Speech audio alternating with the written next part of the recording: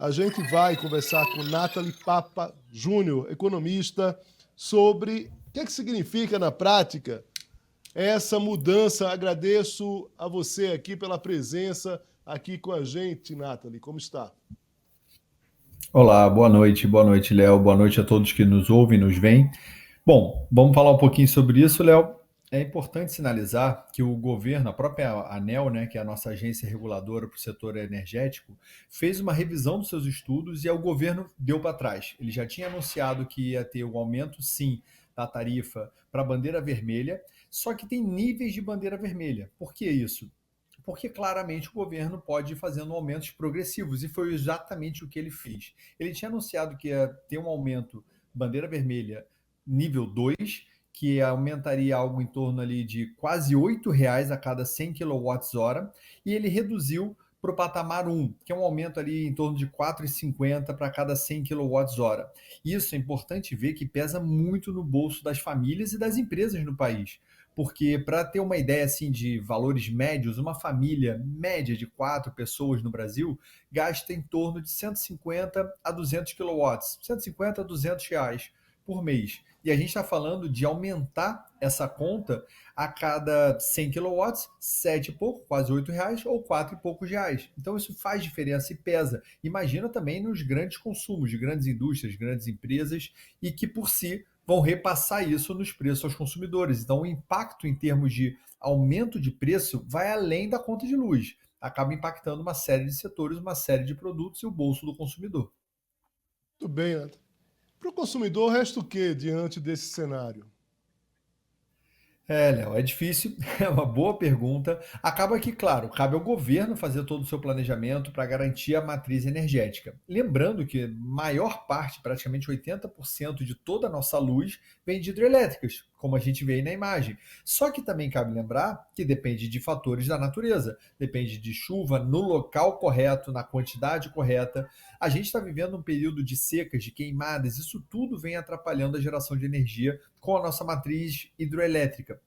Então, cabe ao governo se planejar, ter fontes alternativas e pensar o que fazer em termos de planejamento estratégico da matriz energética. Beleza, isso não cabe ao consumidor.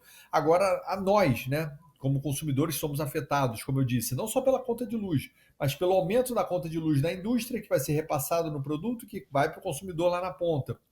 A nós cabe realmente, primeiro, como também mostra aí na imagem, prestar muita atenção. Quando a gente viveu lá o apagão algumas décadas atrás, a gente lembra que muita gente trocou a lâmpada pela lâmpada fluorescente, e agora a gente já vê muita gente trocando pelo LED, apagando a luz, botando sensor. É importante saber usar muito bem os eletrodomésticos que consomem mais energia, como o ferro de passar, como a máquina de lavar, juntar mais roupa para lavar de uma vez só, para passar tudo junto, enfim.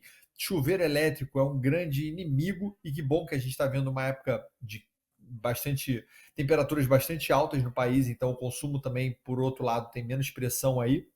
E na hora de pesquisar os preços no supermercado, também ver como é que esses impactos na conta de luz das empresas vão ser repassados. Então, é pesquisar, é fazer o nosso dever de casa no sentido de economizar o que eu posso, pesquisar o que eu posso e pressionar o governo, porque muito dessa revisão da ANEEL, que era para ter sido já bandeira vermelha, tarifa 2 e foi tarifa 1, eu acredito que muito venha também de uma pressão popular, tá?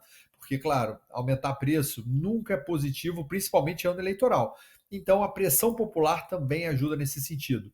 Então, é economizar o que eu posso, fazer pesquisa de preço no que eu posso e pressão popular, para que o governo realmente faça seu dever de casa no planejamento estratégico.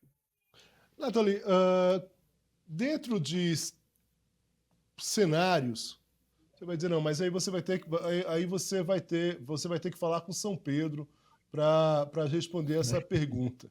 Mas, de alguma forma, a gente sabe que todo planejamento, todo projeto, toda uma situação ali a partir da própria política pública estabelece cenários. Nesse caso, dessas mudanças climáticas, essa seca que está, de fato, aqui em Brasília, está quase impossível, na verdade, assim, sabe? O Uhum. clima está muito seco, enfim. Dentro desse cenário, dentro dessa perspectiva, né, atual em relação ao clima, qual é o cenário que você tem trabalhado em relação a essa questão da conta de luz, Nathan? Léo, essa é como você disse, né? São fatores externos, climáticos, e aí São Pedro está sofrendo também com El Niño, com aquecimento global, são muitas as variações que a gente está vendo agora recentemente no clima. E o que eu posso dizer é que, infelizmente, pelo menos pela perspectiva dos economistas, é que esse cenário não vai amolecer, pelo menos até o ano que vem. Porque, pelo contrário, a gente está numa época que só vem esquentando mais, então, por mais que a gente economize no chuveiro elétrico, como eu citei, a gente aumenta o gasto com ventilador, a gente aumenta o gasto com ar-condicionado, e infelizmente isso acaba puxando e trazendo uma pressão de excesso de demanda com oferta limitada. É aí regra básica da economia. Se eu tenho mais gente querendo e consumindo energia, a economia está aquecendo, que é um ponto positivo, mas as empresas também estão buscando mais energia, as indústrias consumindo mais energia. Então, se demanda mais energia, mas a oferta está limitada, infelizmente, o ajuste, a variável de ajuste é preço. Lei da procura e da oferta, né? Da oferta e da demanda é o que a gente vê claramente como princípio básico econômico e vai se refletir aqui.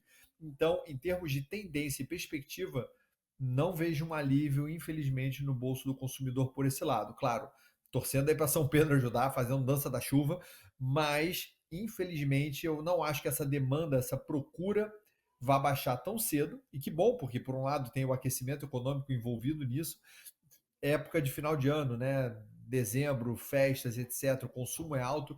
Então, por um lado, tem o aspecto positivo economicamente falando, mas é mais pressão, mais pessoas precisando de energia, empresas, indústrias e pessoas físicas de fato. Então, com isso, não acredito que a pressão vá baixar e os preços não devem baixar por hora, a menos que a gente tenha mudanças climáticas aí positivas que estamos torcendo para acontecer, mas também não é a expectativa dos meteorologistas nesse aspecto. Nathalie Papa Júnior, eu vou dizer a minha perspectiva, o meu cenário.